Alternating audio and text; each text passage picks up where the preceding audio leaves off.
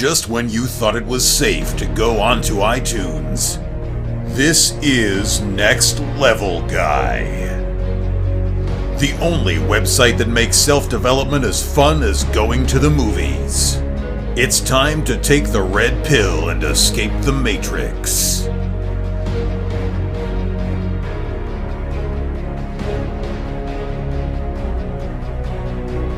What's happening, guys? It's time for another episode of the Next Level Guy Show podcast with your favourite tutor, Ian Dawson Mackay. Next Level Guy is a go-to men's interview, interest and improvement website where I quiz the experts to find out the hacks, tips, methods and protocols that you can implement in your own life to take it to the next level and live happier, healthier, wealthier, sexier and so much more. Today's guest is Josh Tyler. Josh is a co-founder of the phenomenal Savage Gentleman website, whose goal is to be a source of inspiration and guidance for the modern male and offer high-quality goods to accommodate both the savage and the gentleman. Josh heads up the business development and creative side. As a professional fighter and outdoorsman, Josh falls more on the savage side, but can still be a gentleman if need be. Although he's much more comfortable applying his craft in the cage than wearing a suit, he still appreciates a nice glass of scotch and the value of a well-kempt beard.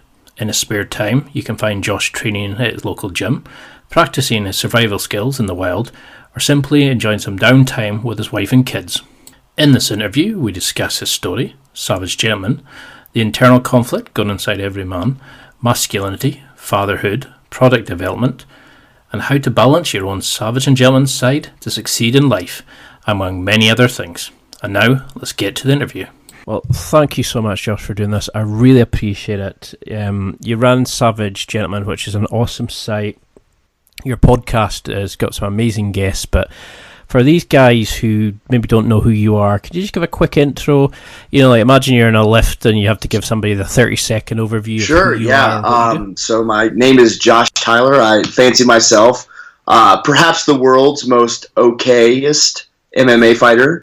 An amateur, I'd say semi-professional adventurer, a novice entrepreneur, a habitual overthinker, and I don't know, man. I'm just a guy, honestly. You know, we live in a world where people are constantly trying to get up on this pedestal, and you know, and in this look at me, and I understand that there's a usefulness to that, but at the same time, you can really very easily run down that rabbit hole and kind of lose touch with actually being a person and enjoying your life because you're trying to craft this, you know, extraordinary thing for the sake of crafting an extraordinary thing. Whereas, I don't know, for me, I want to do fantastic things. I want to do amazing, radical, really badass stuff. But for my own enjoyment, not necessarily to say, hey, cool, look at all this rad stuff that I've done. So, you know, I have done some cool things. You know, I've had a, you know, career as a professional MMA fighter. I've gone out and done some pretty cool survival wilderness things. I was on a television show for that. And man, I get to hang out with a lot of really cool people, which, you know, some might be envious of that as well, but for me, it's just looking for opportunities to push myself, to see what I can do, and if I can't do something, find ways to make myself better. That's a really roundabout way of describing someone, and I don't know, that's a pretty long elevator ride, I suppose, to get all that accomplished. No, I really, really love that. It's very similar to how I started. I know what you mean about people putting others on pedestals, because when I started, you know, everybody's trying to be the expert, and I was like, that's not me. Sure. I'm just a regular guy who wanted to improve. Yeah. And that's why I was so chuffed when I seen how you'd set your stuff up, how you'd set your life up. I mean, you live an awesome life, and you're doing so many cool things, but, you know, I love the approach of the you know, that there's, yeah, we're savage or a gentleman. Sorry, that's my pop-ups coming up. Yep. But can you tell me a little bit about how you got into this? Like, what made you decide, okay, enough is enough, I want to start getting better. But what made you then create your own podcast? Yeah, it was an interesting evolution, because I wouldn't really consider myself necessarily an authority on anything in particular, much like what you were saying. I mean, I wouldn't advise anyone to follow me through a buffet line, let alone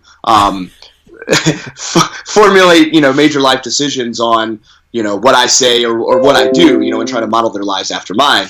However, I do think that I've been fortunate to go through and experience a lot of things, and put them in a perspective that some people may find useful.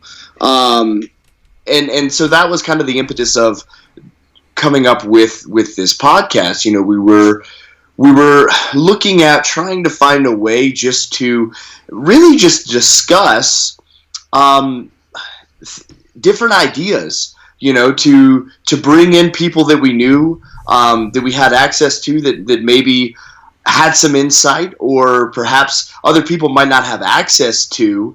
And the podcast was, let's talk about what it means to be both a savage and a gentleman simultaneously, and pursue both ends of that spectrum with the ultimate goal of making ourselves into the best version of ourselves as we can. Because and that's the kind of the mantra, right, where for us, you can't just be a savage and you can't just be a gentleman. The pinnacle of who we are is a combination, or the ability to be both, and just to continue to develop that balance and find that balance.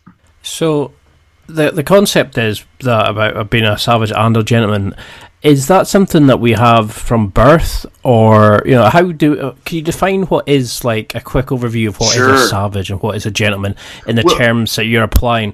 Would you see a kid having this kind of internal conflict? Is that why some kids are a bit more ruly than that's a great question. So one of the things that I really like about what we've done is this notion of a savage gentleman isn't relegated to my personal Josh Tyler definition, right? I mean, it's open to interpretation, whereas Ian may define savagery as one thing versus someone else. But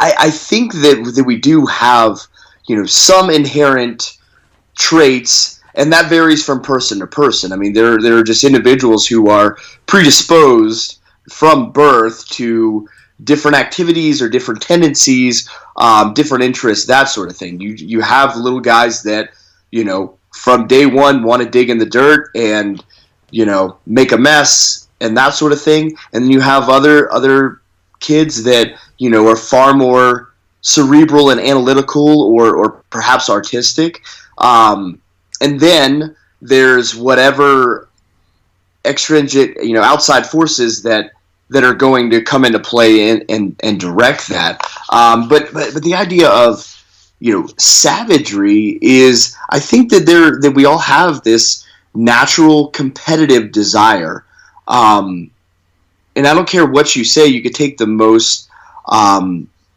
peaceful, nice individual. There's still some competitiveness in that. It just may manifest itself in different ways. So for guys like you and I, that's on the mat, or in some kind of combat sport, which I would contend is probably the purest form of competition, is to fist fight someone else. But someone else, their competition may be a fantasy football league. It may be tennis, or it could be a video game or a board game, or it could just be getting in internet battles with people. I mean, the competitive nature is pretty evident when we see people just arguing to complete strangers online. They're trying to prove their point. They want to win, right? We have this competitive side. I think that is what we can liken to our savage side, this primitive desire to achieve, right? And to push. And, that can be as sophisticated as, growing a business, or it can be as primitive as just trying to survive in the wild. And So I think that's kind of the notion of the savage side, right? Is taking that, crush everything by any means necessary, do what I have to do to get where I need to go, right? And then the gentleman's side, on the other opposite end of the spectrum, is the more placated ideology of, hey, I need to cooperate with other individuals. I need to adhere to some standard and guideline of society, because I understand that if I operate outside of those boundaries, I'm not going to go as far as I could. It kind of borrows a bit from the John Locke natural state, and what he talks about the state of man, or state of nature rather. Mm-hmm.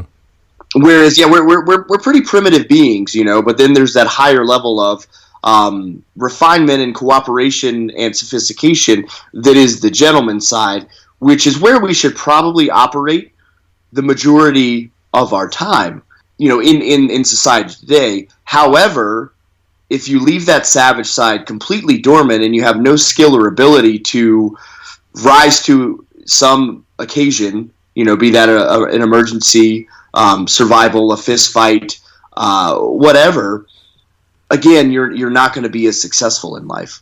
When you were growing up, did you find you leaned one way or the other? Did you have a lot of male relatives around who kind of produced one way or the other in you, or do we all bounce between the two?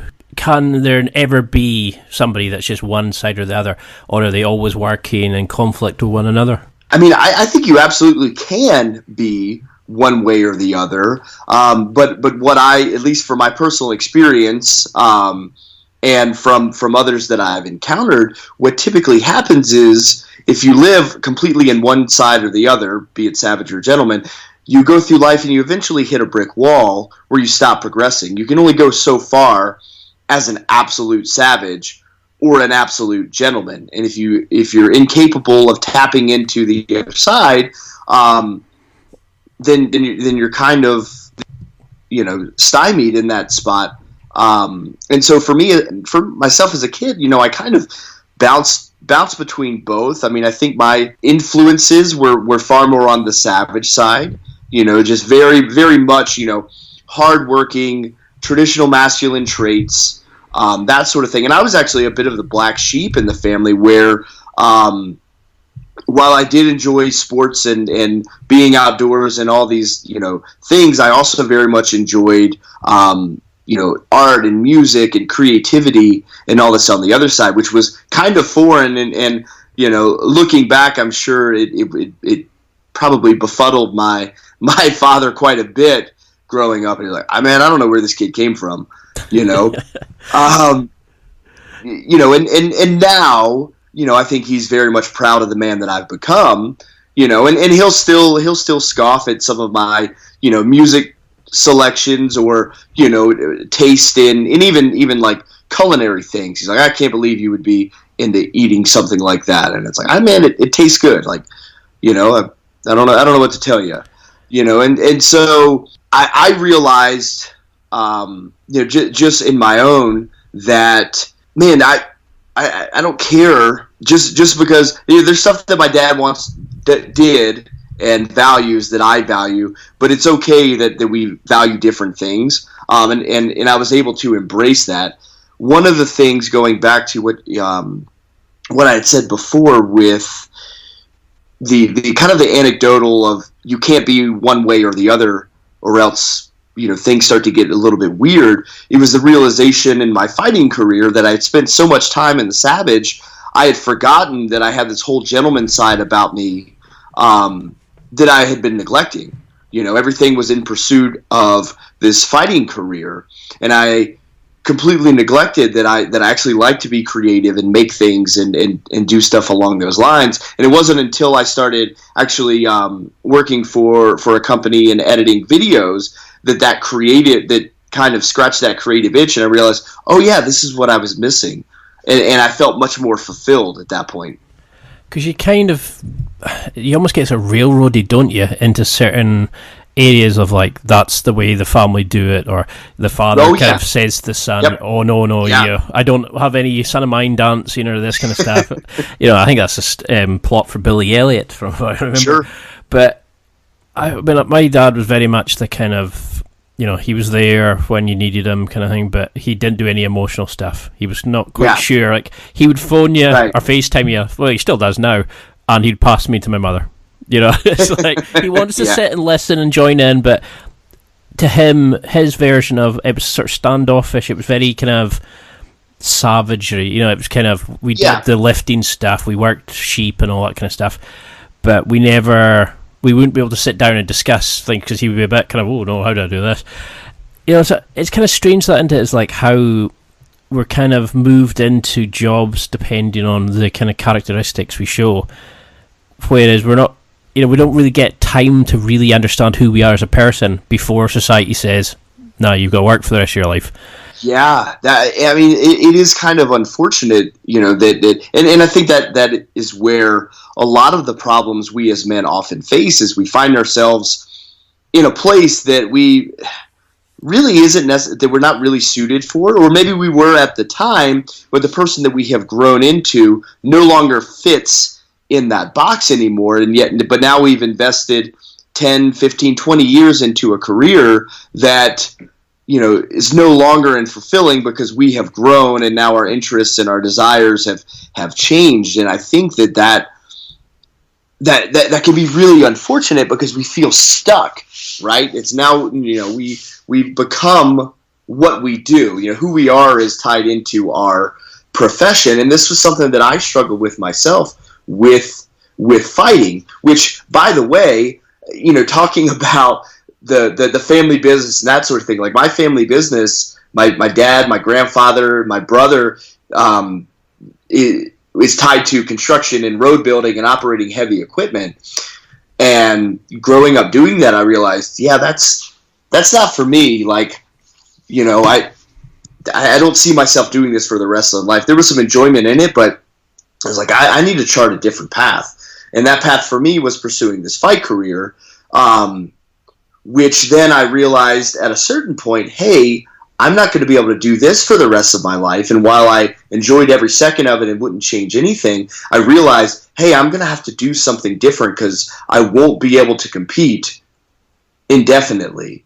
And if you know much about, the fighting profession, unless you're in the upper echelon, there's not a lot of long-term financial stability more in that concessions profession. And dollars. Right? Yeah, absolutely. Let me tell you. So so I realized, like, man, I'm going to have to kind of shift and move. And fortunately, things fell into place in order for me to do that, and that wasn't just pure happenstance. That was obviously my own work and my own creativity to make that happen. But I would be remiss to say if I did it all on my own. I had a lot of circumstances and things fall into place to help me make that transition. I think it's a little bit of both, right? You do have to have some opportunity, but you also have to be poised to take advantage of that. So that's kind of what led me down this path and got me to where now with Savage Gentleman, I'm able to fulfill both sides. I can go out and I can do the savage things I need to. I can train in those and build that up because then obviously that fits with the company culture. And then at the same time, I can do gentleman things, and simply running a business on, in of itself is more on that gentleman side. It's an area that I'm still learning and trying to grow in and figure out and try not to make too many grievous mistakes in. But it gives me an opportunity to really tap into either side at will. I can do both. If I feel like I'm going too far in one direction, I can tighten, I can right the ship and go back in the other pretty much from day to day.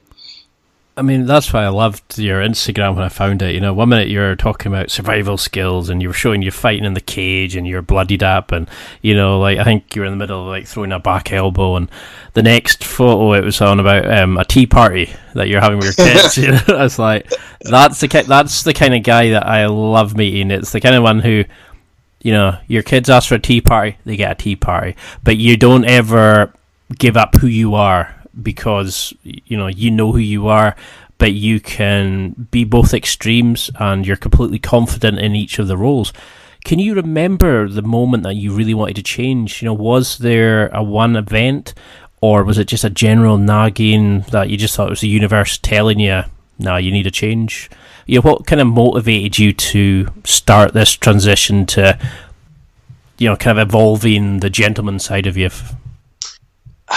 It was the probably when I realized we were pregnant with our daughter. So she's our first child. She's 4.5 now, and now we've got a little guy. When I found out I was going to have a little one, all of a sudden the perspective changed a little bit, where it's like fighting isn't super stable. It's not super reliable in terms of a career choice.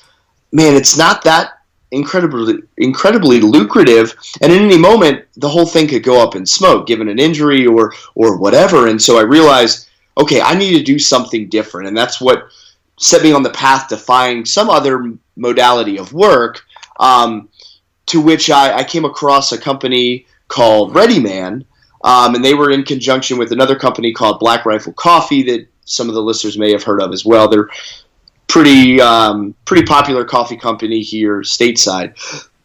I met up with those guys, saw some of the things that they were doing, and I was like, hey, I don't know what I can contribute, but I'd like to help because you guys are onto something here.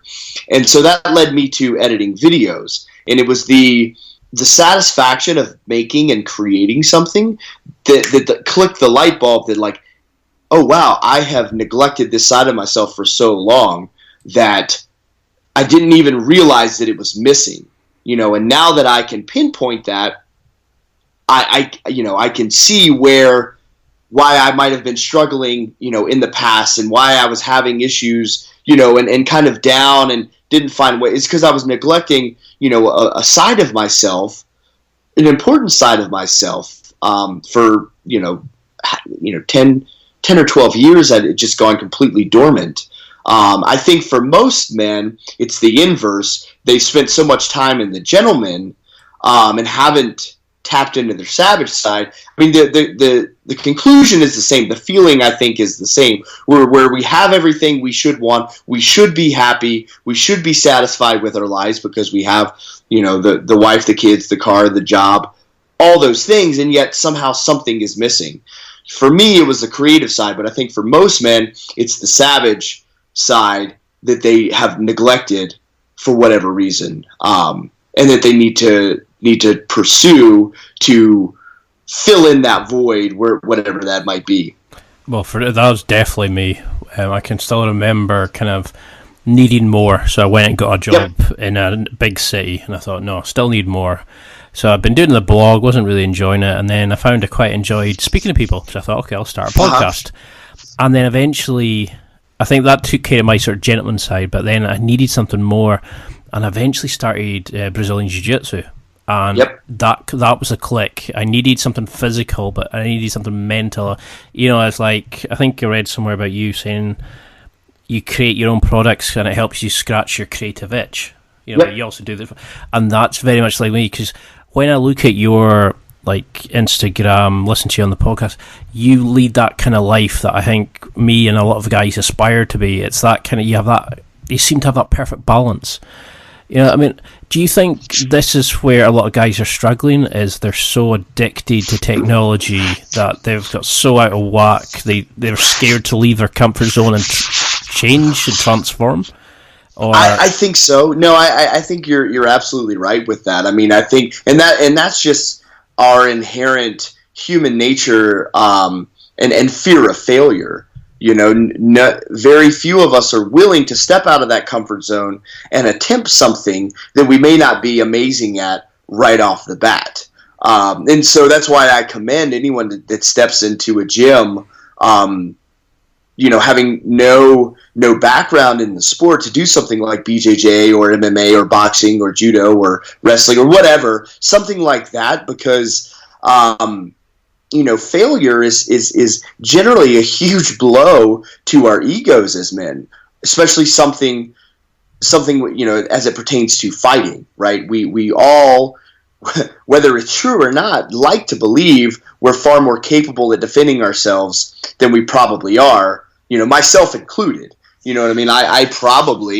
Even as a professional and with as much experience, I'm sure there are times where I overinflate my actual ability, which is why it's important to then go and make sure that I've got a realistic view. It's like, okay, if I start, if I haven't been to the gym in a while, I may not have an accurate viewpoint of where I stand. And the good thing about going in and stepping on the mat is you are reminded, you get instant feedback of what you can do and what you can't do, and that's what I love about that. But I think for a lot of men, our egos won't allow us to reveal these. I mean, some people would look at them as weaknesses, but they're not. It's like, it's not a weakness to not be good at something you've never actually put any time into. It's like, man, I can't fault a guy for not being, a Division I wrestler if he wasn't a Division I wrestler. You know what I mean? If he hadn't spent a decade crafting that skill. And so, but we have this expectation that we should just be inherently good at certain things. And I think that prevents us from going out and doing the things. And then I think the second thing is just simply not knowing where to start. For the person who's never spent time outdoors, the prospect of going up and spending a weekend in the woods with nothing but, a knife and the clothes on your back is a terrifying and arguably dangerous proposition, So they're like, well, that's what I want. I'd love to be that super outdoorsy, survival-y guy, but I don't know the first thing. It's like, well, okay, then, that's your destination, but that's not, you don't just jump into the ocean if you don't know how to swim. You gotta get some requisite skills and start off slow. It's the same thing with BJJ. You're not going to show up day one and get thrown into the cage with a elite level UFC fighter, right? They're going to teach you some things. I mean, hopefully not. I mean, if it's a responsible gym owner, they won't do that. And so that's where, with Savage Gentlemen, I mean, that's one of the things that we wanted to be able to do is help guys figure out how to get started. Like, I don't claim to have the solutions to everyone and what they need to do, but what I can do is, at least with my own experience or the experience of the people that I know, at least give some information for people that want to pursue something in that realm, be it Savage or Gentleman, and whatever that may be, whether it's you want to get into motorcycles or whether you want to get into, cooking or art or, fist fighting or whatever that is. It's like, I want to build my circle with guys that are pretty knowledgeable in that field, so that other people can have it, but also just for my own, for my own personal thing, because I want to be able to learn from those guys as well. 100% agree. I was nodding along the whole way because I only feel alive after 2 hours of jiu-jitsu. Mm-hmm. But I feel the same when I've done an amazing podcast or got somebody signed up who is like a dream guest, and it's that kind of moment of it's sad to say, but it's life changing. But you can't force somebody to do jiu-jitsu or MMA or something like that. They've actually got to come along to really understand it, to put themselves to the moment. But it's like you've said, is the ego will not allow people. Most people, most guys will always believe they could get the girl or win a fight, who've never actually been in it. And 2 minutes into a jiu-jitsu class and you've got a girl throwing you around who's like a quarter your size, and you think, okay. I mean, I was big, so I was quite muscular anyway, so I could at least control it to a point, but sure, I wasn't using technique, I was using a lot of strength, and you then have to sort of shut off this strength, go into the technique, and it really shows you how much we're dominated by our egos. Like, I really Yes. struggled. I looked at every role against somebody as a must-win situation. In a way, I Yep. still do. I looked at every time I was not as good as the small guy who could barrel and bull better than me. I was like, okay, I'm not going to look at that, or I'm making an excuse for it. And it really works on your character and develops you in that kind of way. I mean, in one of your awesome blog posts, you mentioned about your development in that kind of skill, where you said you moved away, somewhere new, and it sort of shortened the learning curve. Yeah. Mm-hmm. Is that the first step for guys? Do they have to do something big like that? Man. Or where would guys go? Like, how could we start this journey? If you've got somebody listening who's going, yeah, this is me, I really want to do this, but how do they... I hate these kind of phrases like SACAP and that, but because it took me a long time to go for jiu-jitsu. Yeah. I think so. Here's the way I look at it for me personally, and this will hopefully apply to more be more universally applicable, right?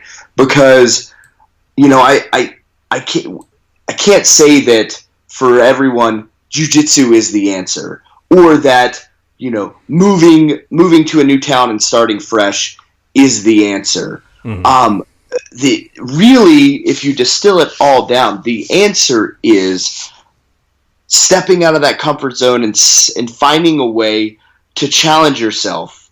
And the only way you can do that is to kind of remove the attachment to what you define yourself as, maybe? What you define yourself and the outcome of what it is you're doing, right? And that is the hard part, because, we really much, we think we are what we do. And so, in the case of jiu-jitsu, all of a sudden, like, our value becomes derivative of our performance and how good of if you're a jiu-jitsu guy, you know what I mean? Now all of a sudden there's this expectation. Well, everybody knows me as jiu-jitsu guy, so if I show up, I better be pretty damn good at jiu-jitsu, or else what are people going to think? And the one simple truth that I've realized that's helped me out a lot is that nobody cares. Like, we all think that everyone is thinking and spending all this mental energy thinking about us and what we do and what we look like and how we act. But the reality is we as creatures are far too self-focused to really put that much energy into what anyone else in the world. Listen, there's 7 billion people in the world. Statistically speaking, to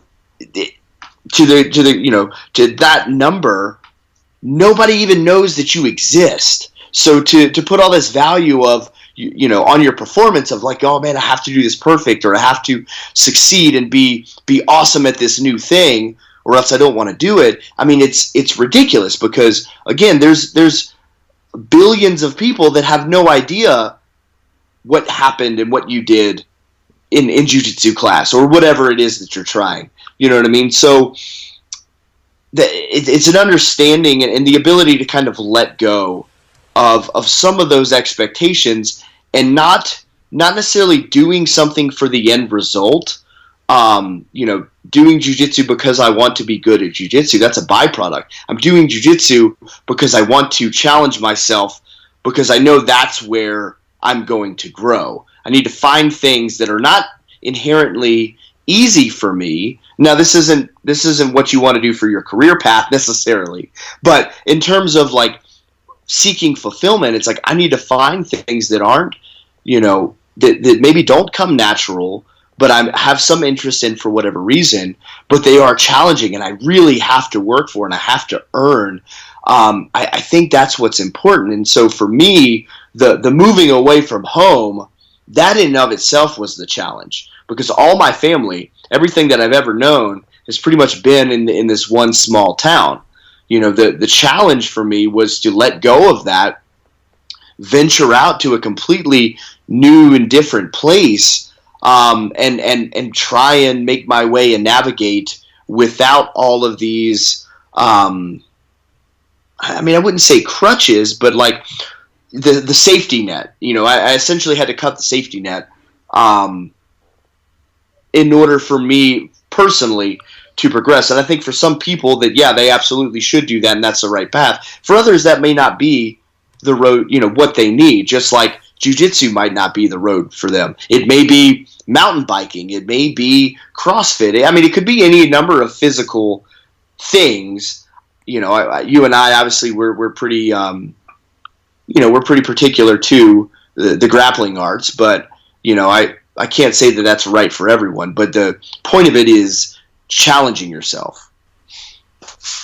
Yeah, because it's like you said, you just need to do something. It's like in your blog post where you said about, creating a fire. You need that spark. You need that ignition. And whatever you choose, it can create that fire, which, burns that kind of passion in you to go and keep improving, keep evolving. But how do we learn humility? How do we make sure we're not being controlled by the ego? Is it simply a case of, if it's making you feel really uneasy, it's good for you? Because that's something I still see with guys who've been training for 6-7 years more than me. Like, I've only been there for just over a year, and some of these guys it's like they define their masculinity, Sure. if they're a good guy or not, by what they can do in a role. And it's like you said, Yep. there's 7 billion people on the planet. Well, hardly your family care what you've done. Yeah, I mean, it's like even my wife doesn't care, how well I performed, in a particular training session. You know what I mean? Like, I could come home and say, "Oh, babe, I submitted this guy and that guy and this guy," and she's like, "Oh, that's nice." Or I could come home and say, "Oh man, I got crushed today," and she's like, "Oh, that's too bad." Nobody cares. Like, it doesn't matter. And if you're focused on that, just as a side note to these, gym class warriors or heroes or whatever you want to call them, it's like, if that's the way you're approaching your training, I'll flat out tell you, you're never going to get any better. If you're not, and this kind of applies to life, if you're not willing to open up and make mistakes in training, then and possibly get caught, get submitted by your training partners, if you're not getting tapped in class, if you're not failing at all at anything that you do, you're never going to get beyond where you are right now. You will never progress. There has to be, you have to overreach. You have to make yourself vulnerable. You have to put yourself in bad spots so that you can learn and improve. That's, that's true for jiu-jitsu, and I think that that's in some degree true in life.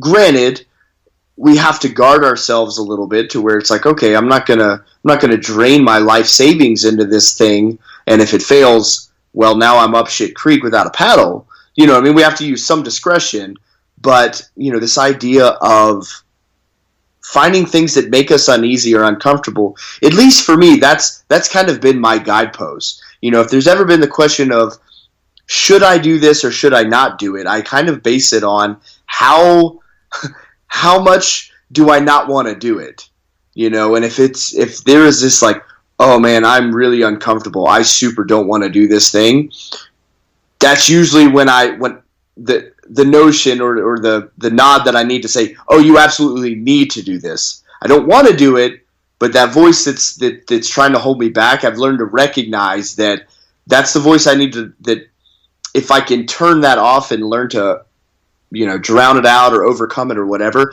that's usually where good things have happened. And that's a hard thing to do, but I've recognized that, like, it's not self-preservation. That's different. Oh, should I jump into this, body of water with swirling with sharks? The voice that's telling you don't do that is self-preservation. Should I step on stage and deliver this speech, in front of these people? The voice that says don't do that, that's self-preservation of our ego. And there's a difference, and we need to learn to recognize the two. Ego's an interesting thing. Jack Donovan and I had a really cool discussion about this while he was in town. Some buddies podcast, that one. Oh, thank you. Yeah, he was a lot of fun. Like, great interview, awesome guy. and this is something that I've spoken with some of my other friends and colleagues about ego, and we kind of have created this notion of that ego inherently is bad, and we should kill our ego and destroy and completely remove our ego altogether. And I don't think that that's the right thing either. Someone put it. I like the way someone put it, and I can't remember who to attribute to, so I apologize. But they said, it's okay to have your ego in the car, or to bring your ego with you. Just keep it in the trunk. Which is to say, don't let your ego in the driver's seat or maybe in the passenger seat. But if you had no ego whatsoever, you would never try anything.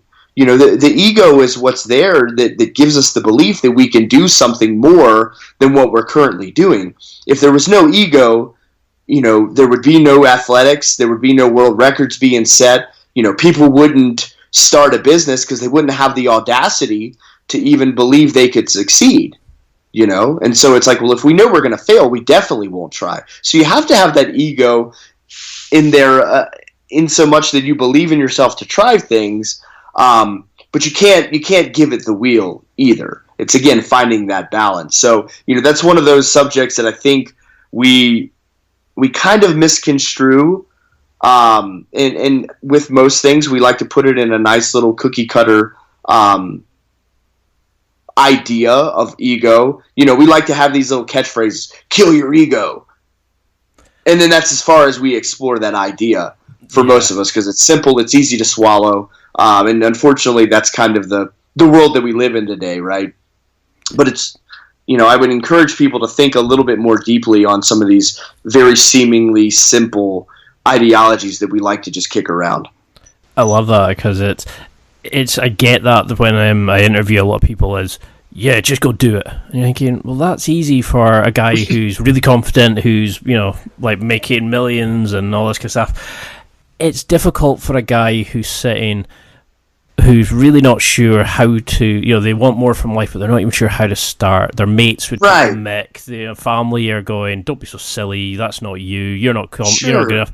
And I always say to people is, it doesn't matter, there's a verbal tap, there's a kind of a universal tap out for everything.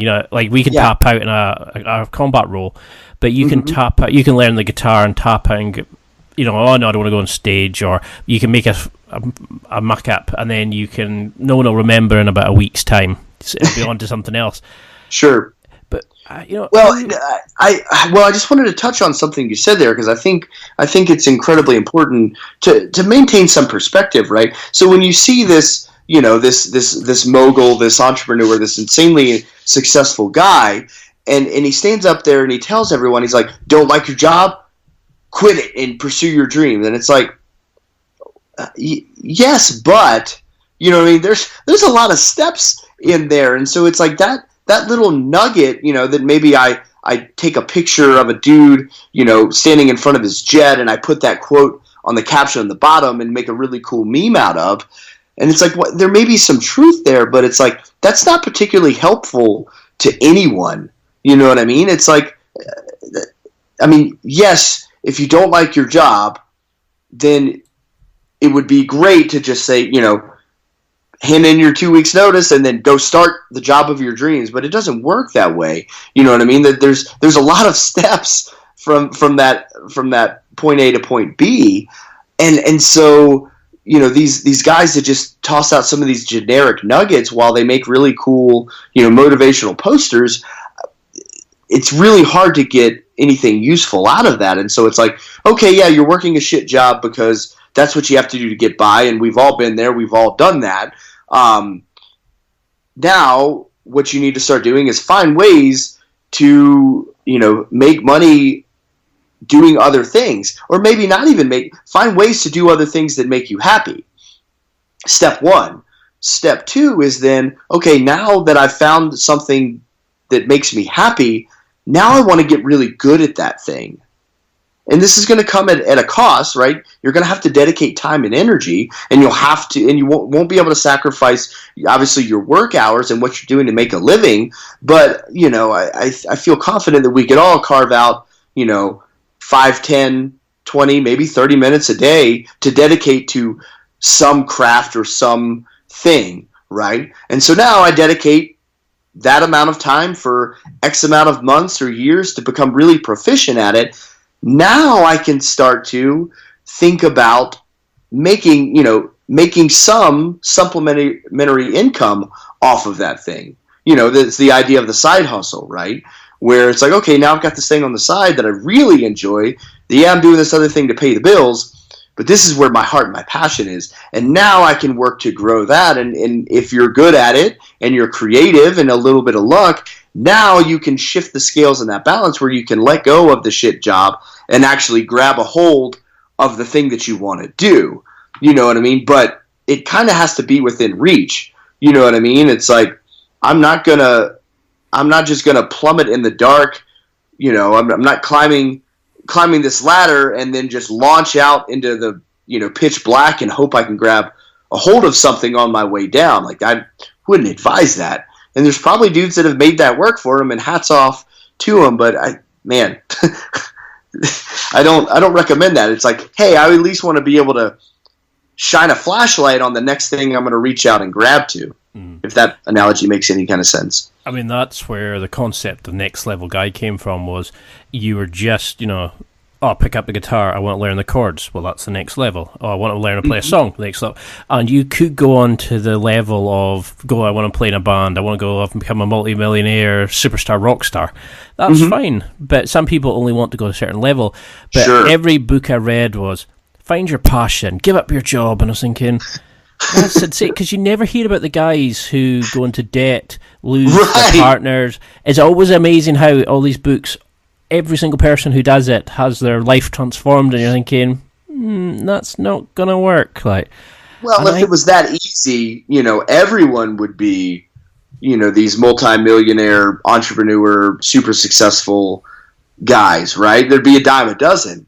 If it were in fact that easy. And so I love that idea of this next level progression, right? Where, you evaluate where you are, and you set a goal, and then you figure out, each step of the way. And I like the idea of having somewhat of a realistic expectation of where you're going. And that goalpost may move. I mean, for me with fighting, I started fighting simply as a way to fill the void once my collegiate wrestling career was over. It was like, hey, man, I've been doing this for a long time. It's something I enjoy. I'm done wrestling. I'm done wrestling in college. I'm not good enough to go on and compete at the Olympic level.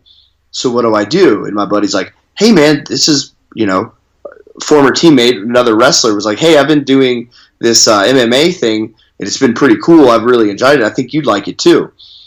And then instantly, day one, fell in love with it. It's like, man, this is awesome. And was just doing it for the sheer enjoyment. I didn't walk in saying, I'm going to become a professional fighter. It was, hey, this is cool. I really like it. And so I trained and, got better. And I was like, man, this is cool. I need to do this more often. And then I went, and found out some of the guys were fighting, watched some of their fights, and like, man, that'd be really cool someday to actually take an amateur fight and see how well I would do, And so as I got better and more confident and more competent in that became a more realistic goal. That became something within reach. And I told my coach, I was like, hey, I'd like to actually compete and give this a shot. Okay, here's what you need to do. So, 6 months later, I got my first fight, went incredibly well. And I was like, man, that was great. Let's do more of that, And then after a handful of amateur fights, now the prospect of turning pro became, much more within reach and reasonable, and then so on and so forth. And now here I am, right? And now I'm doing something completely different that has virtually nothing to do with fighting. And that day, but fighting is what led me to this point, right? But the day that I decided, hey, I'm gonna go see what this, MMA thing is about. The day, that day where I stepped into the gym 10 years ago, I had no idea what that was going to turn into. It was, hey, this seems interesting. I'm going to try it. I'm going to dedicate myself to it to do the best I can at it, and we'll see where it goes. And I think that's a much more realistic approach to things. And over the course of that, I also realized some things that I didn't want to do. When I started my training, it was very apparent to me that that becoming a Muay Thai kickboxer wasn't going to be for me. I'm like, oh, okay, yeah, I trying to pursue that is going to be an exercise in futility. That doesn't play to my strengths. So while I will train it, that's not going to be my objective. Because I could have gone that route. I could have started training Muay Thai, and it's like, you know what? I'm going to be a Muay Thai world champion. But at 5'7", at 165, 170 pounds, I don't really quite have the build to execute that.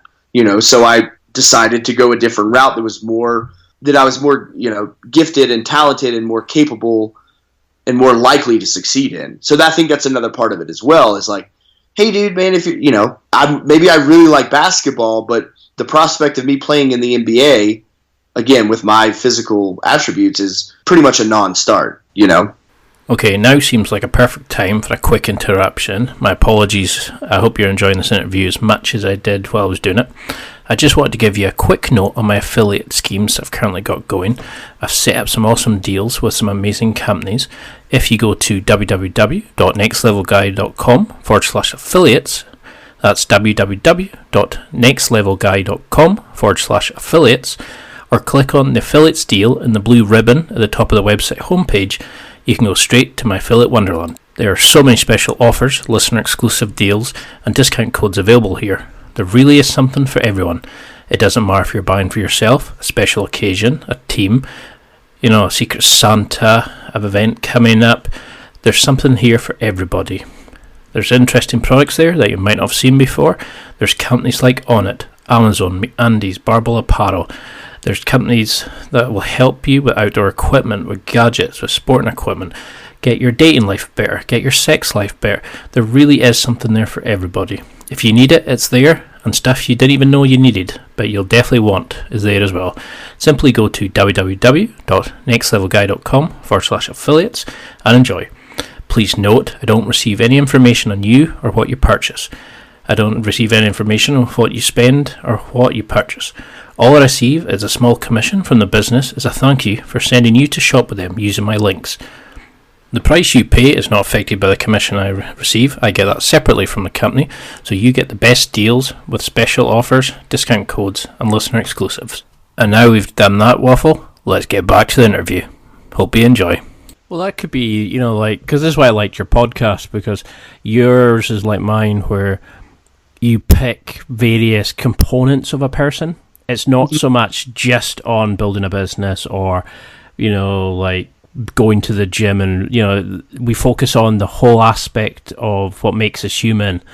And it's difficult to see where you want to be. Is like, you have to be honest with yourself and not let the ego dictate that, I'm going to be brilliant at everything, and go, what could I honestly do? What do I want to do is just a bit of fun, but what do I want to do, take it serious? What could I make, ignite the fire? What could I do to make money off, and things like that?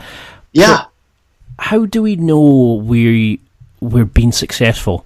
Because being a good guy or a great man, or whatever term you want to use, is very ambiguous. People Sure. kind of go, well, is that a good guy as in, he's alright for a chat, or is that a great guy that I can be friendly with?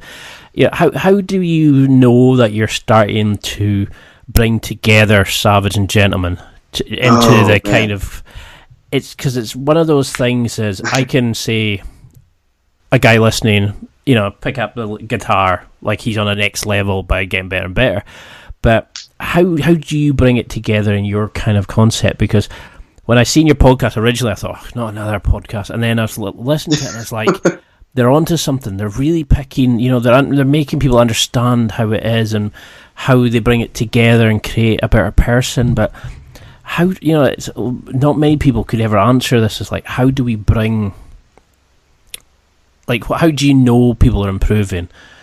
Is it an internal feeling? Is it other people notice it? Is it a combination of the two?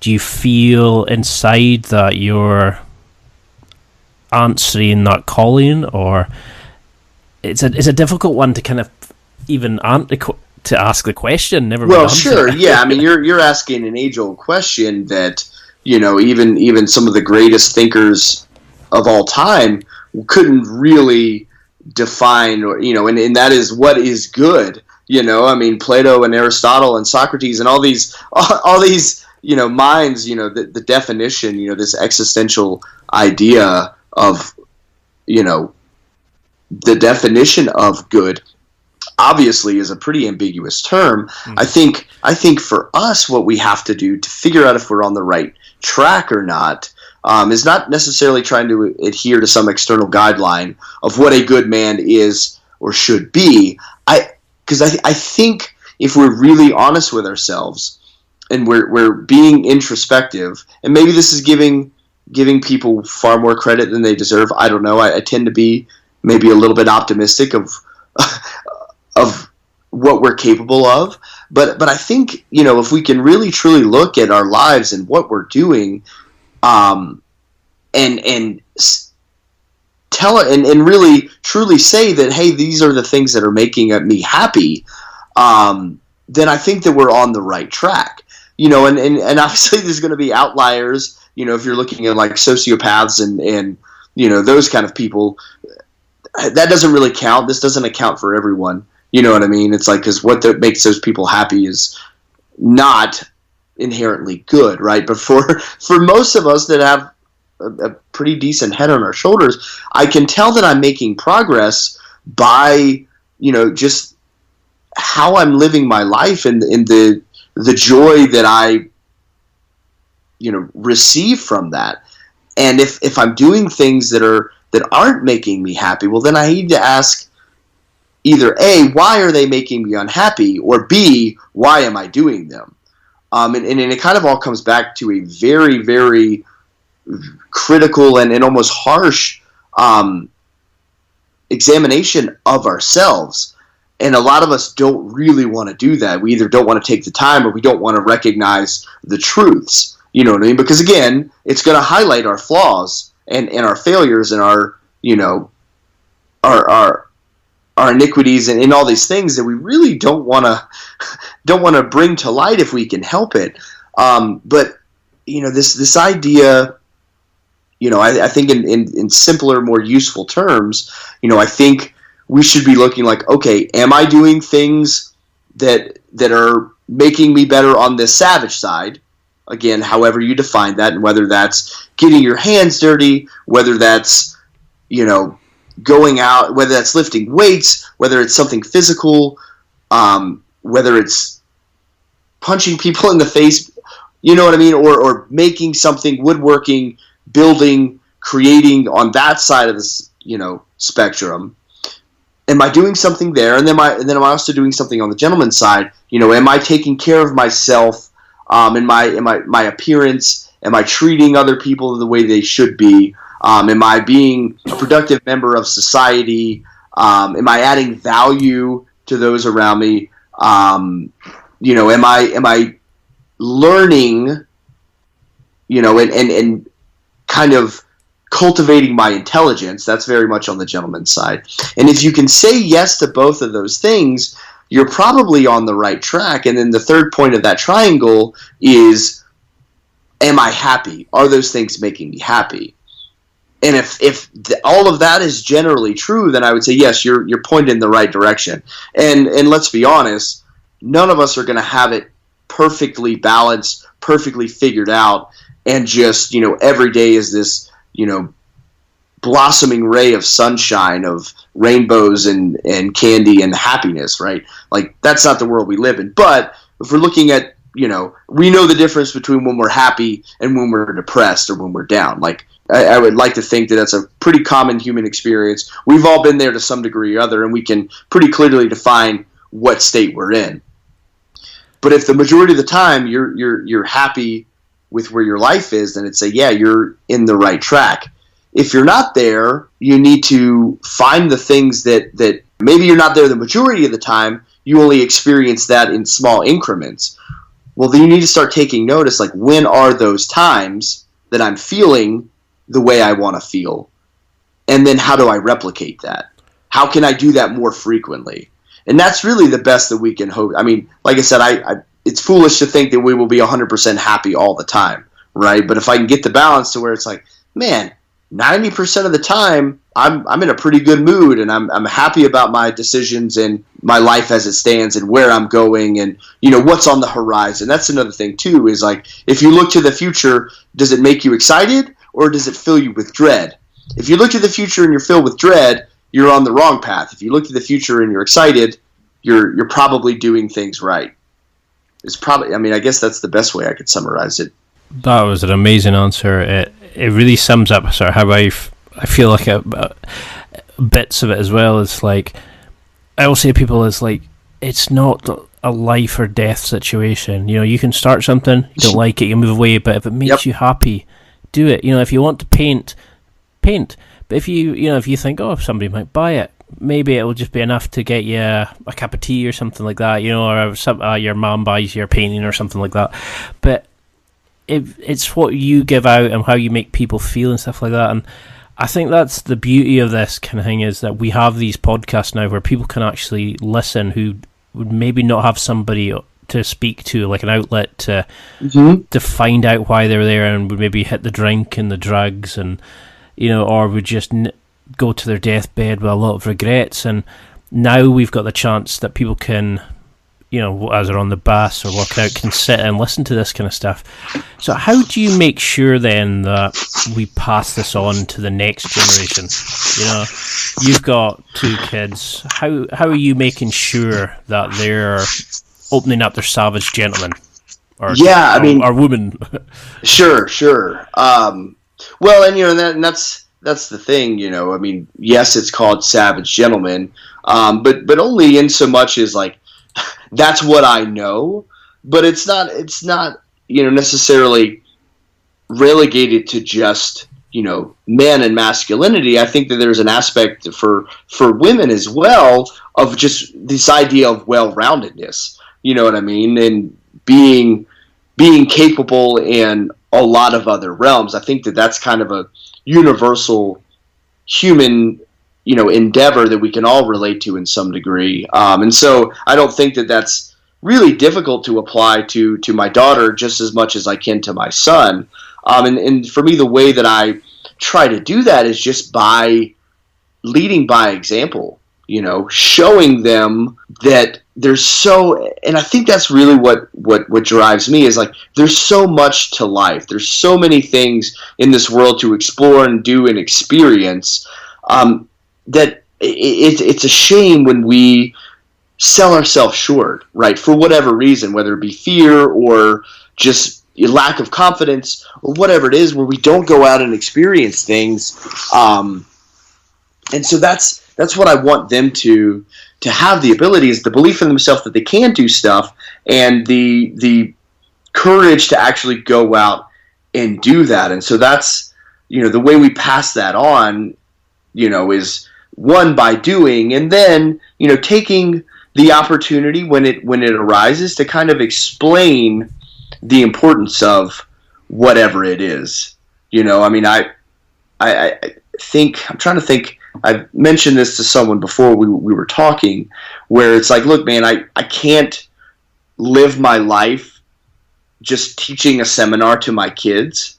You know what I mean? Because I have to live my life. I have to do that. I can't just be this, mentor where everything that comes out of my mouth is this perfect nugget of wisdom, and I'm just constantly teaching them 24/7. But if I can live my life in a way that upholds these rules, then that, in this ideology, then that will manifest in my actions, and hopefully they're going to pick that up. And then I supplement that with a few key teaching moments if I'm paying attention and I'm able to capture that. Because again, I'm not perfect. You know what I mean? I'm sure there's plenty of missed opportunities of pieces of wisdom that I could have imparted on my daughter. My little guy, he's still too young for that to make a difference. But I'm sure I've messed up along the way, and missed an opportunity or didn't quite explain things in a way that I should, or maybe lost my temper when I should have kept my cool. All these things.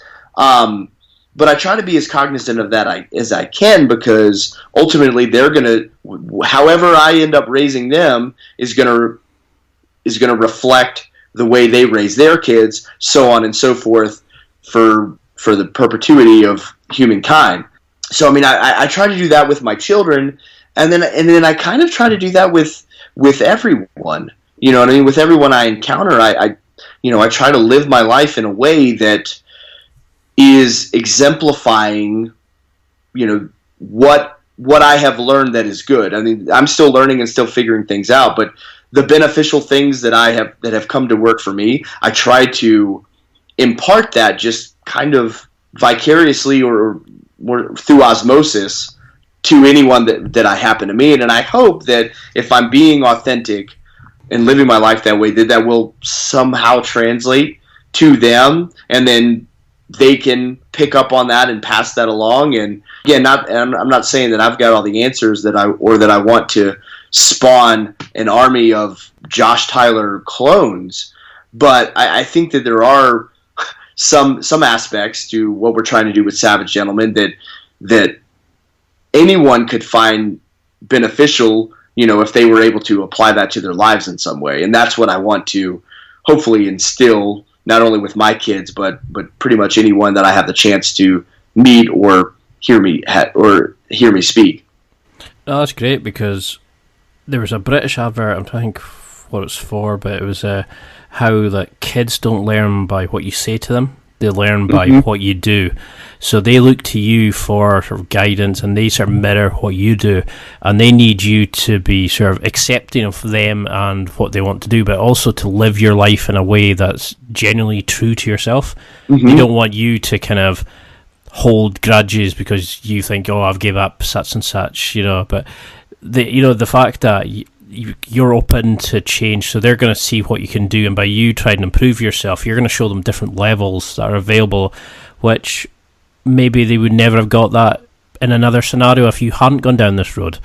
And that's what I find is amazing, Yeah, and that's the thing, I've been fortunate enough again to be in a place where they're seeing me constantly striving to improve. I mean, life choices and circumstances could be different where they see me working a job I hate, being miserable all the time, and man, that's a real fear for me. Like, I don't ever want to be in that position, and I think that's what drives me to continue to try and reach that next level in everything that I do, because I don't want to settle, because I don't want my kids to see me settling. You know what I mean? I want them, when they think of me, it's like, no, Dad was constantly, working to improve and put his heart and soul into everything that he did, because that's what I saw of my parents. I mean, I watched my parents, and that was something I picked up from them, which, looking at my grandparents, that's something that I saw them do, which I'm sure they, that's something that has been passed down. And so a lot of the stuff, it doesn't really matter. We kind of get caught up in, this manliness thing and what it means to be the ideal man, and it's got to be, you got to look this way or act this way or do this or drink that or don't eat this and all these things. And it's like, man, it doesn't really matter. At the end of the day, it's like, man, if you cook your steak past this amount of temperature, you're not a real man. And it's like, look, dude, if you're going to cook a steak well done, I'm going to tell you you're wrong, but that actually has no bearing on your masculinity, if we really want to get down to it. You know what I mean? Again, it's funny to make a meme and joke about that, but it's like, all that stuff is so superfluous to what it means to be a good person, what it means to be a good man. And it's like, yeah, dude, I'm not going to eat your charred steak, hunk of meat, basically, that you turned into beef jerky, and I'll never cook mine in that way. But it's like, you know what, dude, if that is the way you prefer it, then you can cremate that thing and choke it down all you want to. I don't care. And I don't care if you like this beer or that beer or this whiskey or that whiskey. None of that really makes you more or less of a man. It's about, again, finding the things that matter and striving to get better at that. and I think I really ran off on a random tangent here that didn't pertain to your original statement, so I'm sorry for that. I don't know where stakes came into that. I mean, that's the kind of stuff I love. It's when somebody flows and you can feel them getting their message out. Because to me, it's like, I don't want to go to my deathbed thinking I could have, I should have. I've had enough regrets over time, and as long as I'm happy and I'm creating and I'm giving back and I'm making others feel better, but I'm also making myself feel better and pushing myself to see where I can go.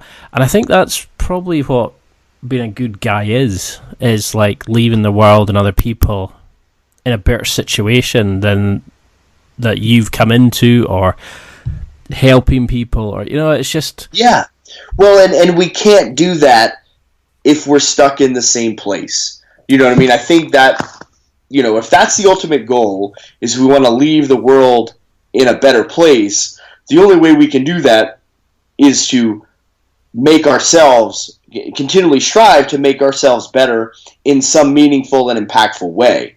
And the further we can do that, then the farther reaching our existence will extend.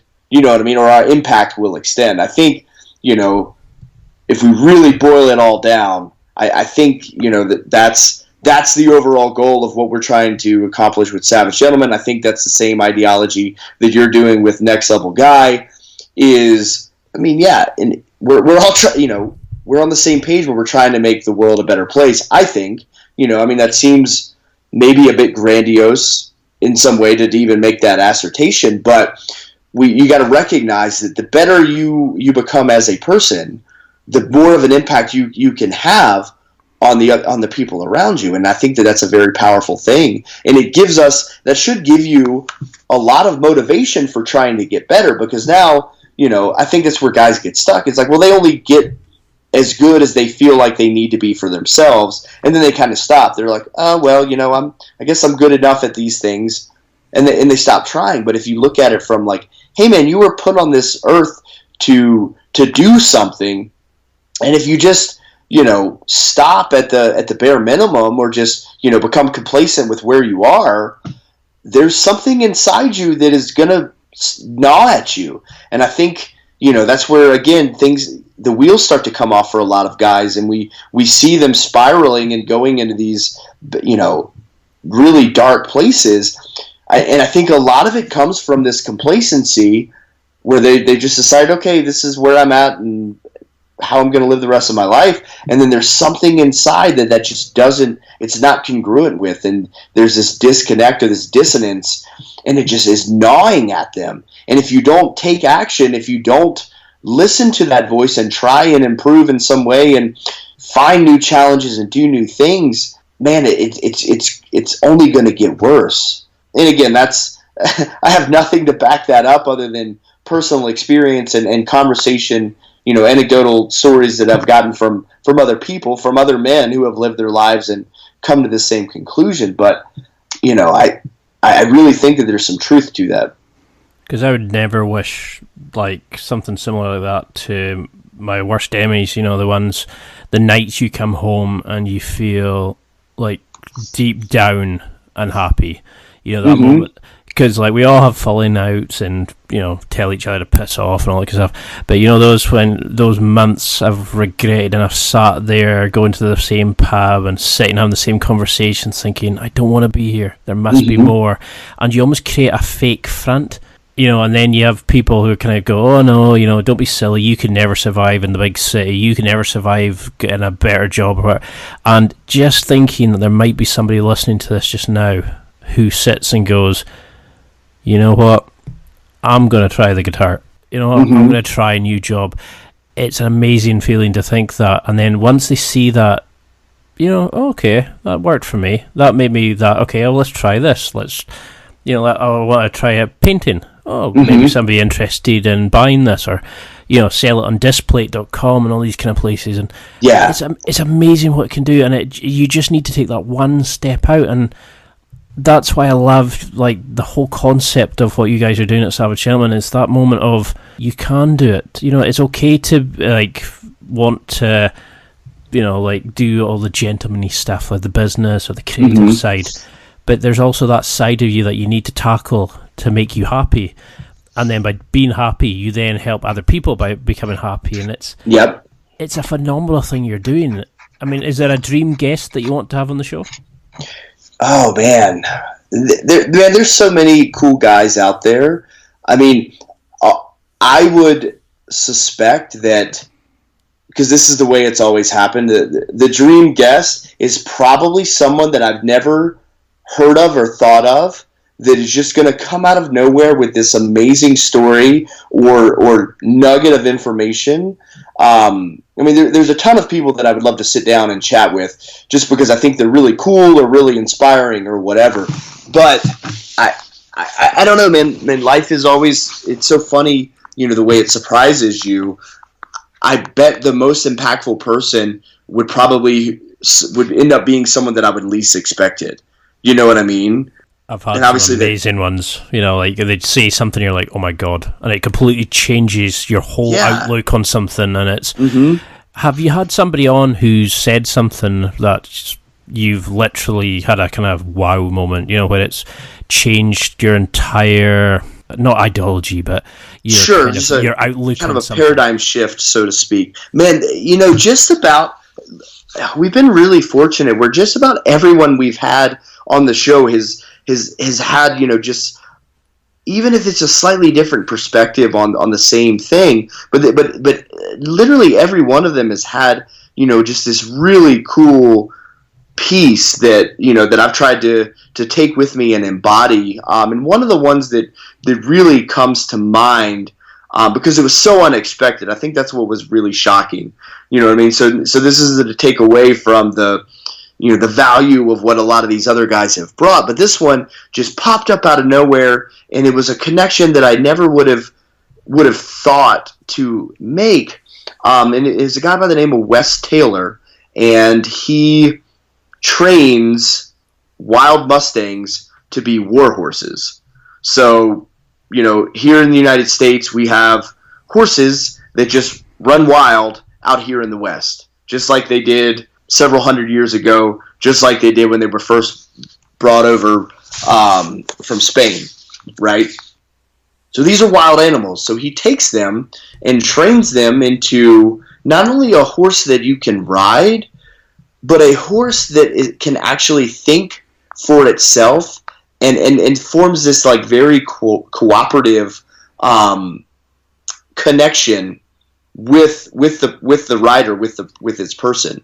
And like hearing him talk about his story, how kind of like what we were saying, where he made a complete change. Like he was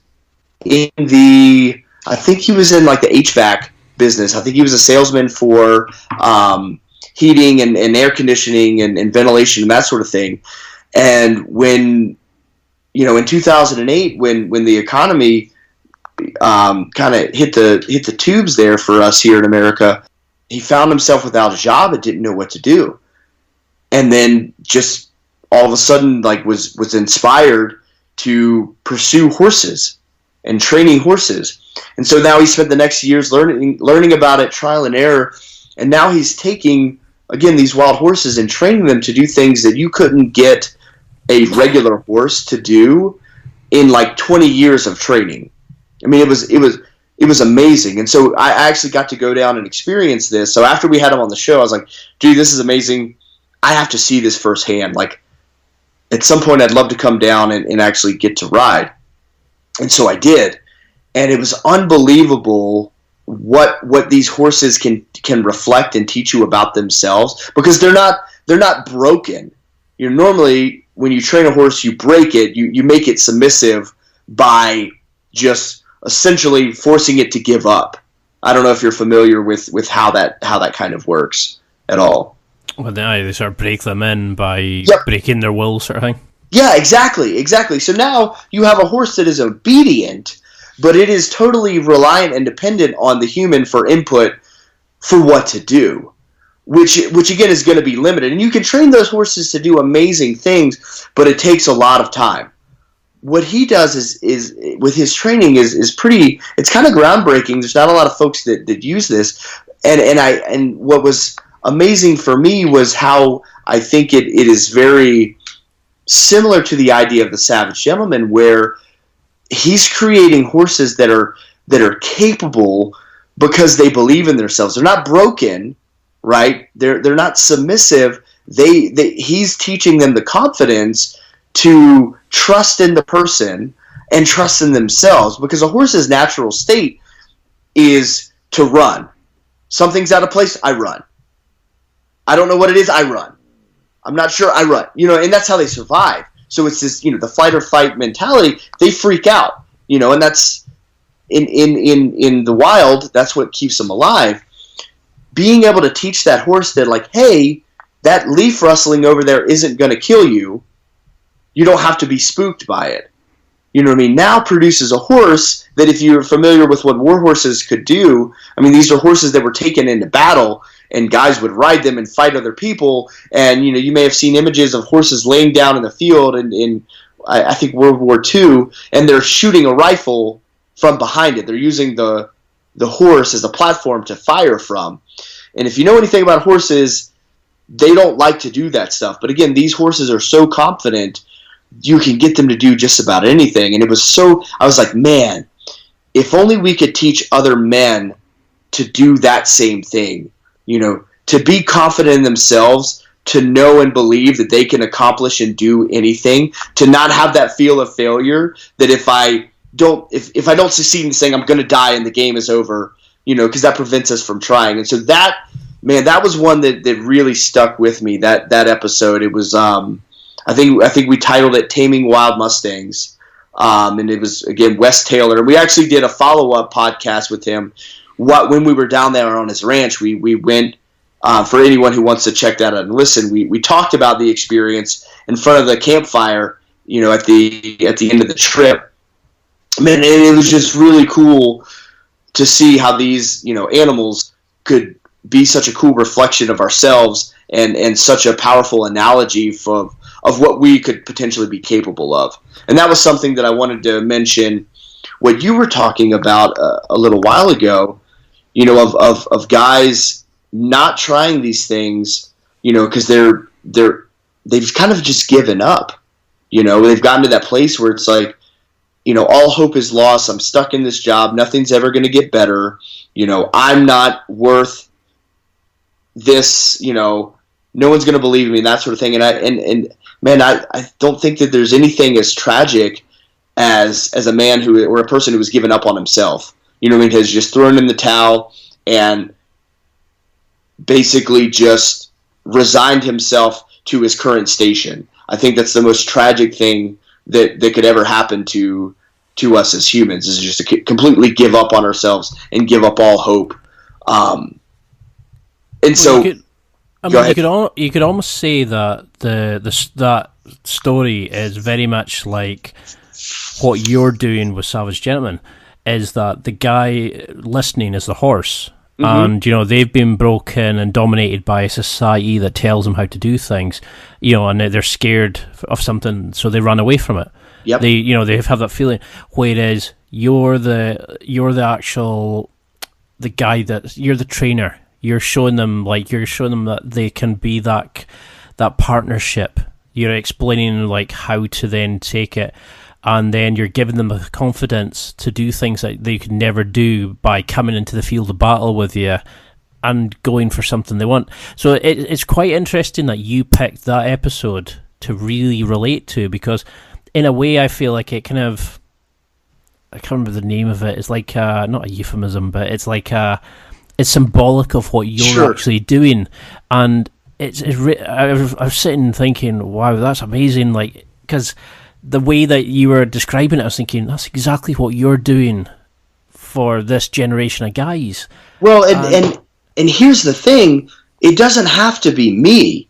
You know what I mean? Like, I don't have to be that guy. There's plenty of other, people in the world that are and can very capably do that thing where they're instilling, that confidence. And so whether it's coming from me or Ian Dawson or Ryan Mickler with the Order of Man, or Jack Donovan, or any of these guys that are doing this thing, or even someone that isn't necessarily renowned in that space, but is just like a mentor. You know what I mean? We as men can do this for each other, and we don't have to have a podcast or a book or a TV show or anything like that. Do you know what I mean? Like, we have that capability if we just take the time to do that for each other. You know, that's really the message that I want to instill with Savage Gentlemen is like, look, man, you don't have to get it from us. You don't have to get it from me, because I will flat out tell you, I do not have the answers for everyone. I don't even know that I have the answers for myself. But what I do know is I've been fortunate enough to surround myself with other men who inspire and encourage and motivate me and teach me. That's the other thing too, is like, you know, motivation and all that stuff is really cool. I've had guys that actually have sat down and talked to me and shown me things and given me knowledge and wisdom and skills. Find that, you know what I mean? Because we can't do it on our own. No one is an island. No one can operate completely autonomously, you know, without any input from anyone else. We are tribal. We need that external input from other people. So that's where we want to seek that out and find that.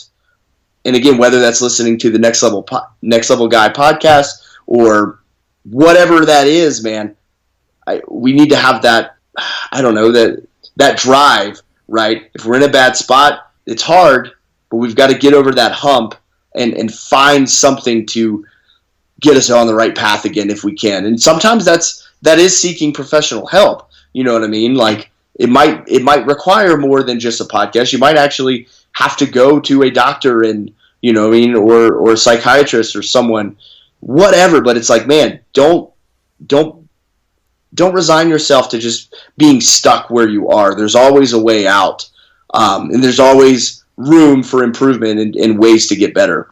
Because this is the first time in a while I've actually been genuinely unhappy when I looked at a clock, because I was thinking it's only about 30 minutes in.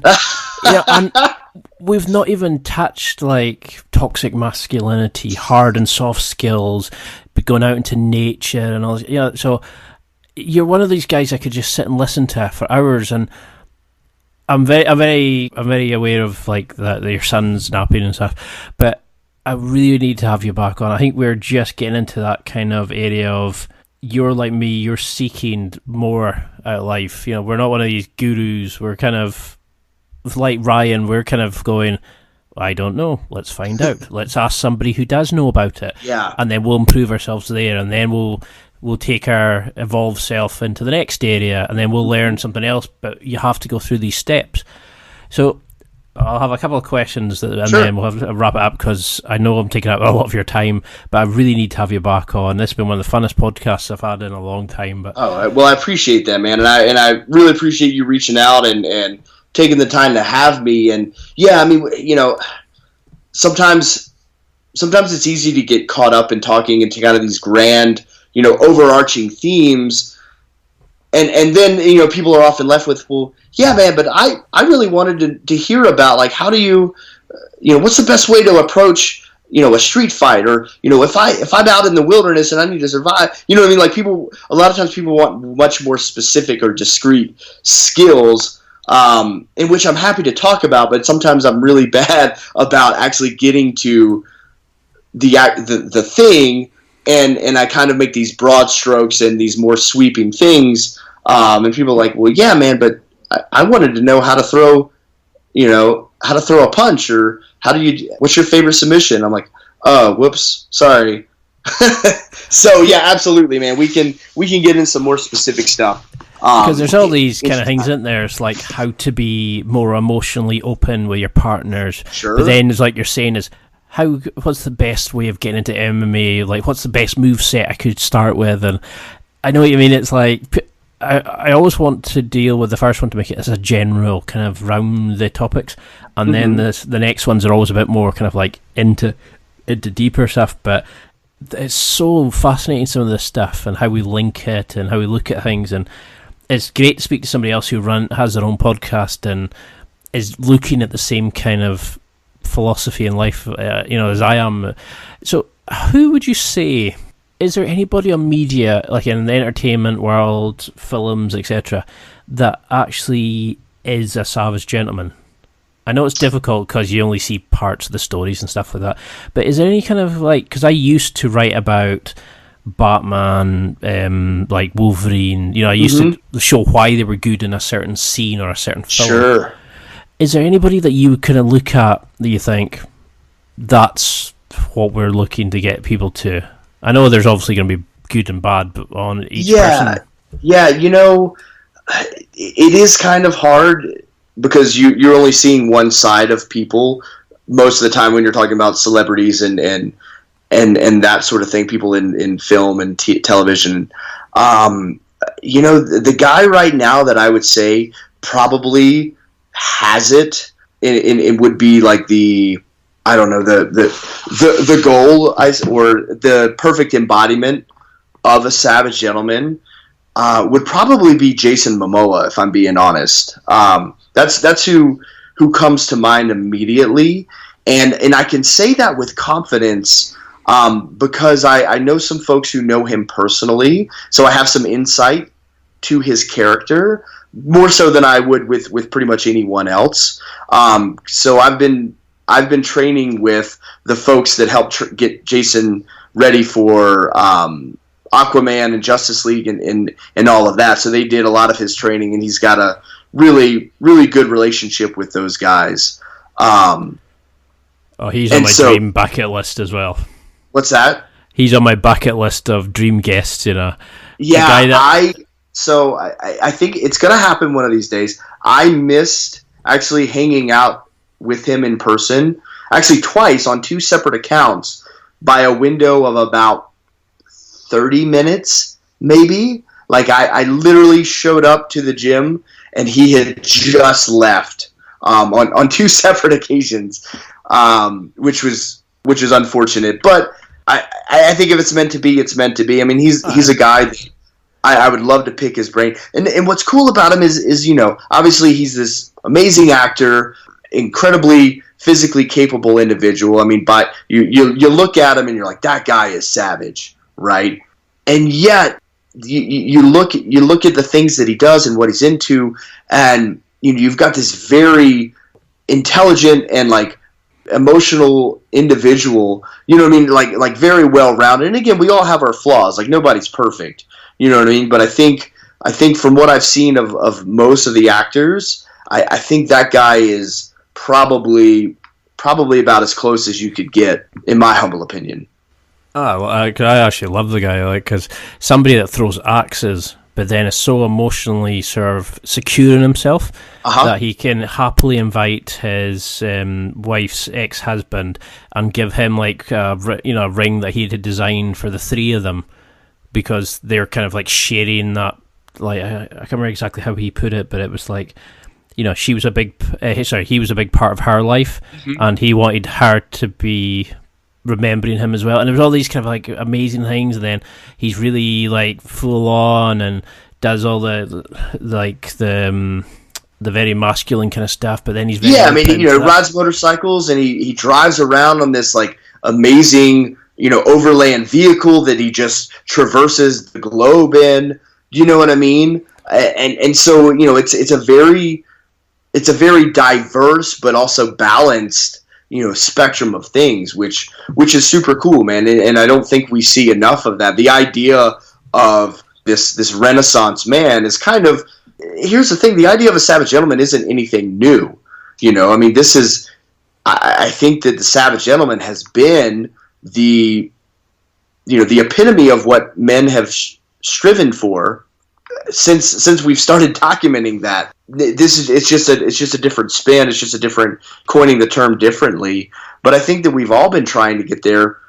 That's where we've all wanted to be. There was a time where it was just out of necessity, where you had to be both, and the most successful men had that. Now we've gotten to a place in society where you don't have to have any savage skills whatsoever to make it by.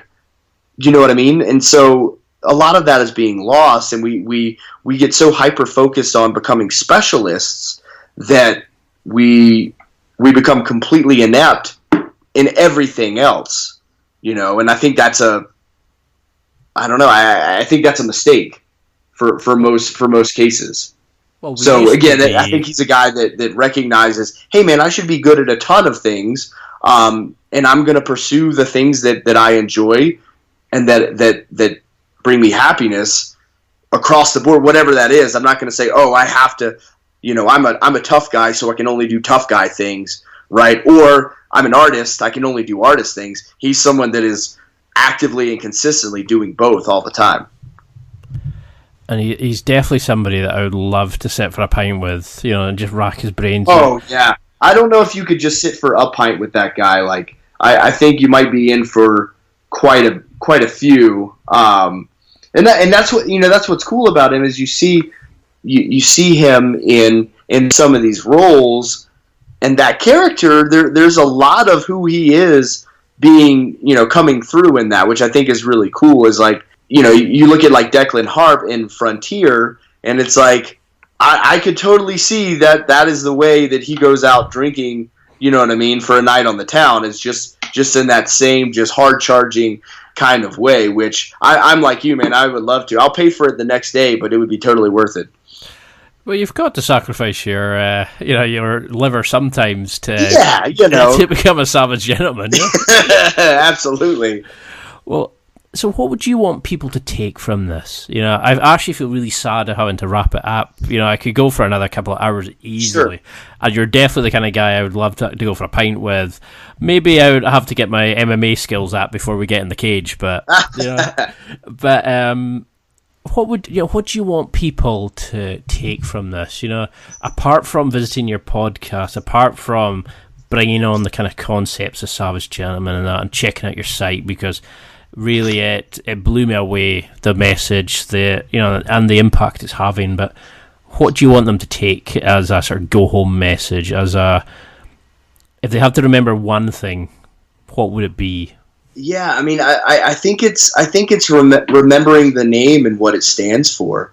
Because I think that can summarize it. I mean, if you remember Savage and Gentleman, and okay, how can I apply that to myself? I think that will ultimately get us where we want and where we need to be. Using that to look at, like, okay, between Savage and Gentleman, if I apply that to my life, which area am I deficient in, and where can I add to that? And then once I add that and I get to that level, now I go to the next level and I look, okay, now where can I add? And I just keep leveling up. And eventually, man, we'll all be in a much better place. So I think, without getting too specific, I think that would be what I want people to take away, is find ways to try and balance that Savage and Gentleman, and then continue to build in both facets equally, as much as we can. So until I have you back on, which I'm really hoping soon, how can people keep in touch? Because we've mentioned what Savage Gentleman is, but how can people find it and see what you're doing? Because you've got some amazing products there that help guys sort of improve. That's another area I wanted to look at. Yeah. I mean, I can touch on that a little bit. So we do have a store online. It's savagegentleman.com. That's our website. And we make products that we sell with the intention of serving as that reminder. We're making things that when I look at this leather notebook wallet, it reminds me, it's kind of a symbol of what it means to be a savage gentleman, because it has the name on it, it has the logo, the brass knuckles and the straight razor, but it has this very vintage feel to it, right? It's handcrafted leather. And so it's balanced. Leather is a very primitive resource and medium, but at the same time, it's also very classy and very refined. And that's why we actually started with leather, because there's like, okay, what material item can we make something out of that really embodies both aspects? And leather is what we came to. And so everything that we make, I mean, yes, it's just a wallet, but I want it to be more than that. I want it to serve, as a symbol for what that actually means and what being a savage gentleman means to you. Not just, hey, here's something where I keep all my credit cards and stuff in, or I have a notebook that I jot ideas down. They can go to savagegentleman.com. All of our products, everything we design, like I really want it to embody that idea, and I wanted the products to be things that I use myself. That was the other criterion for doing that. So you can find things there. The blog is located there. You can reach the podcast there. The Savage Gentleman podcast, you can get that pretty much anywhere podcasts live. You can find us on Instagram and Facebook. On Instagram, we're at Savage Gentleman Official. We put a lot of stuff there as well. And if you're looking for me and more of my, because obviously there's the Savage Gentleman business, and then there's me, Josh Tyler. And I try to separate those a little bit, although there's a bit of a crossover. Because I don't want to make Savage Gentleman solely about me and who I am. I've got a business partner who is actually more on the gentleman side. And I want Savage Gentleman to be something broader than just one or two people, right? So I try to draw that distinction. But if you want to check me out and some of the things that I'm personally up to, it's at Josh Tyler MMA is my Instagram, and you can see me running around doing stuff in the woods or hanging out with my kids or trying to beat people up or whatever nonsense I happen to be into at the moment. It's very delicately put. That was because of like how uniquely brilliant it was. I really wanted to cover the concept of it, but I mean, I was also going to get into your relationship with Matt, how you've evolved as a person since you've kind of worked together. Yeah, your overall how you've both become better people. There was so much else, and I was thinking, just stick to kind of the basics. see if he wants to come back on, because it's like there's so much you could talk for days on this sort of stuff, can't you? It's amazing how it blows you away. Well, I've used up over like almost 40 odd minutes extra than I said it was, so I can only apologise. But is there anything coming up, anything that you want to promote, anything that you want people to check out? The floor is open to you. Oh man, yeah. I mean, I would say we're constantly releasing new items in our store. We've got these declarations of independence that we just released for 4th of July. They're gold inlaid for you more patriotic folks on this side of the Atlantic. I guess I don't know where your listeners are. That might not really appeal to those folks as much. But so if you're not into Americana, we've also got a ton of other stuff. We actually have a coffee line that we just launched not too long ago. We've got 3 blends. We've got our lightest roast, which is Gentleman, our medium roast, which is Savage, and then we've got our darkest roast, which is Toxic Masculinity.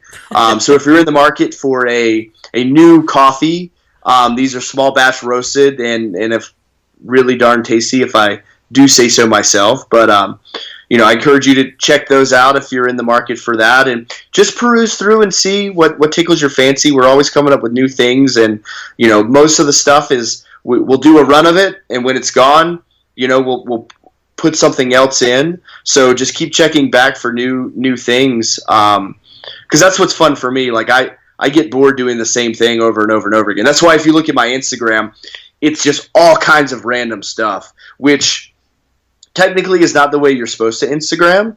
Generally, you pick your niche and then you just stay there. You know what I mean? And that's all you post about. I don't care that much. Maybe I'd have more followers if I did it the right way, but it's like, dude, I can't just post fight stuff all day, every day. It's boring to me. So same thing with our products. It's boring for me just to keep for us to make just the same thing over and over and over again. I want to experiment. I want to come up with new designs, new innovations. We've got a punching bag that is pretty badass. It's a vintage inspired heavy bag made out of leather, which looks really cool. Again, if you're in the market for that sort of thing, we've got, if you're more into the woodworking or more craftsman and that sort of thing, we've got these really cool leather aprons. I mean, I could sit here and talk about our products all day, but I'm sure people are probably sick of hearing my voice at this point. So just go check out the store. If you like some stuff, buy it. If you don't, I mean, that's okay too. I'm not could going to literally spend hundreds in there. There's some amazing, even like the Constitution ones. Even though I'm British and how that came about, they do look absolute badass. It's like the laptop bags were just looking at me. Every time I turn around, I was like, oh, I could buy one of them. Oh, I could get one of the wallets as well. And I was like, oh, God, here we go again. I just want to spend thousands. But I cannot thank you enough for coming on.